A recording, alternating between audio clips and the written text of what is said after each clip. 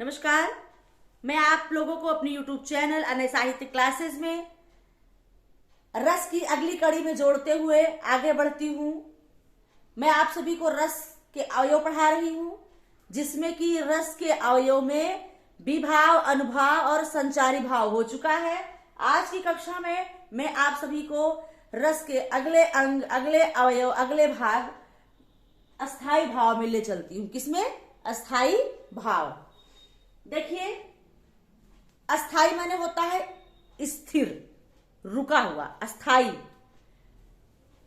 और उसी प्रकार से जो हमारे अंदर अस्थाई भाव होते हैं वो भी होते हैं कि जो भाव चिरकाल तक, मतलब बहुत लंबे समय तक स्थिर हो, रुके हुए हो, अस्थाई हो, उसे क्या कहते हैं? अस्थाई भाव। जो भाव चिरकाल तक स्थिर रहते हैं उन्हें अस्थाई भाव कहते हैं। ठीक है। जो भाव लंबे समय तक हमारे अंदर स्थिर होते हैं वो अस्थाई भाव कहलाते हैं, और वो भाव रस से ही संबंधित होते हैं, विभाव से ही संबंधित होते हैं, अनुभाव से संबंधित होते हैं, संचारी भाव से संबंधित होते हैं। भरत मुनि ने अस्थाई भाव की संख्या 8 मानी है। कितनी मानी है? 8।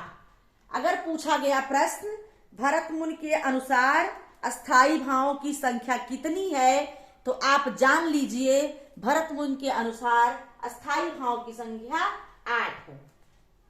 आचार्य रुद्रट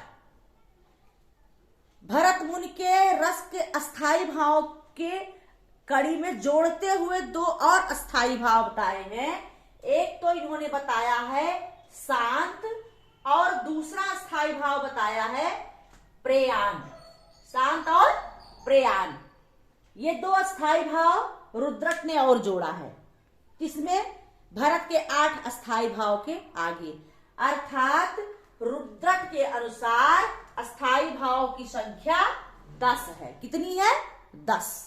ये अनुसार है, क्योंकि हमारे परीक्षा में अनुसार पूछेंगे। किसके अनुसार कौन से स्थाई भाव जोड़े गए हैं, कितनी संख्या है, इस प्रकार से। मम्मट ने शांत रस को प्रतिष्ठा दिलाई है। मम्मट ने शांत रस को अधिक प्रतिष्ठा, महत्व दिलाई है। अभिनव गुप्त ने अस्थाई भाव की संख्या कितनी मानी है? 9 मानी है। कितनी मानी है? 9। अभिनव गुप्त ये रस व्याख्याता आचार्यों में से एक हैं।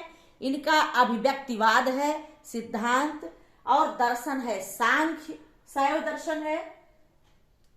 और आप देखिए, अभिनव गुप्त 9 बताते हैं, भट्टतौत शांत रस को सर्वश्रेष्ठ बताते हैं। मम्मट ने शांत रस को स्थान दिलाया, प्रतिष्ठा दिलाया, और भट्टतौत ने शांत रस को सर्वश्रेष्ठ रस बताया। क्या बताया? कि शांत रस सर्वश्रेष्ठ रस है। आचार्य भोज, राजा भोज भी थे, इनकी पुस्तक है श्रृंगार प्रकाश। आचार्य भोज ने अपनी पुस्तक श्रृंगार प्रकाश में श्रृंगार रस को रसराज कहा। ये प्रश्न बनता है, श्रृंगार रस को रसराज किसने कहा? तो श्रृंगार रस को रसराज राजा भोज, आचार्य भोज ने कहा। भवभूत की पुस्तक है उत्तम रामचरितम। उत्तर रामचरितम में भवभूत ने करुण रस को, किसको? ये करुण रस है, इसको इन्होंने रसराज कहा। मतलब रसों का जो राजा है वो करुण रस है, अकॉर्डिंग टू भवभूति। और श्रृंगार रस रसों का राजा है, किसके अनुसार? ये भोज के अनुसार। संस्कृत में वात्सल्य रस को विश्वनाथ जी ने बताया कि संस्कृत में वात्सल्य रस जो है 10वां रस है। और हिंदी में सूरदास, आप जानते हैं, वात्सल्य सम्राट कहे गए हैं। वात्सल्य सम्राट सूरदास ने हिंदी में वात्सल्य रस एक रस जोड़ करके इसे 10वां रस माना। सूरदास ने वात्सल्य रस को 10वां रस माना है हिंदी में, और वही संस्कृत में वात्सल्य रस को विश्वनाथ ने माना है 10वां रस के रूप में।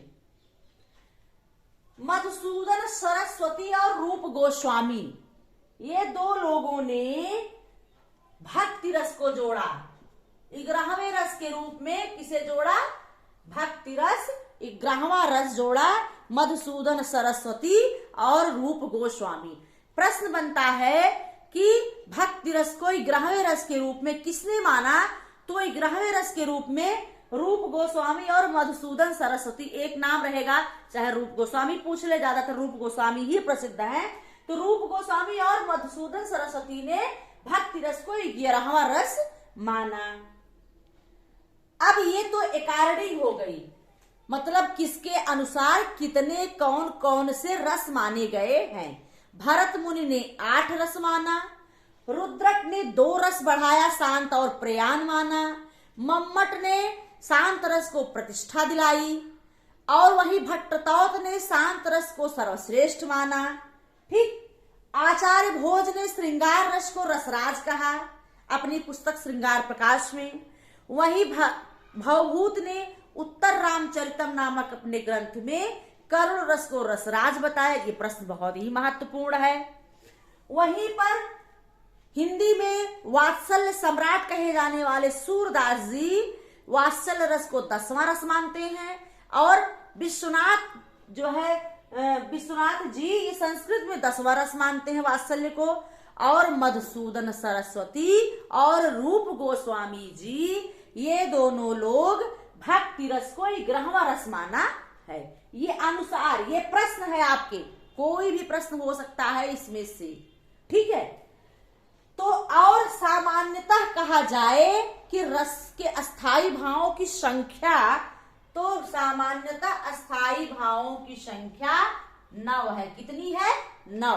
और इसी 9 अस्थाई भावों के अनुसार 9 रसों को माना गया है। तो अगर पूछा गया सामान्यतः अस्थाई भाव की संख्या 9 है, और इसी 9 अस्थाई भाव के अनुसार सामान्यतः 9 रस माने गए हैं। बाकी उसके बाद जितने रस बढ़ते जाएंगे वो किसी के अनुसार होंगे, ठीक है। तो ये अस्थाई भाव है आपके पास। ये मेरा पूरा क्लास का पूरा चैप्टर, पूरा वीडियो है, आप इसे देखिए, नोट करिए, रटिए। बिना पढ़े आपका कल्याण नहीं होने वाला है, और समझने की चीजें नहीं, रटने की चीजें। एक एक पॉइंट मैं आपको दे रही हूं रस से संबंधित, कि कहीं से कोई प्रश्न छूटे नहीं। क्योंकि 21 में हम लोगों ने दिया परीक्षा, चयन बोर्ड का इतना कठिन परीक्षा रहा कि सबके बस की बात नहीं रही। तो परीक्षा को आप नए पैटर्न के दृष्टिकोण से देखते हुए इस प्रकार से आप पढ़िए, जरूर आपको सफलता मिलेगी, ये मेरा विश्वास है। आज की कक्षा में इतना ही, अगली कक्षा में मैं फिर आपसे मिलती हूँ। धन्यवाद।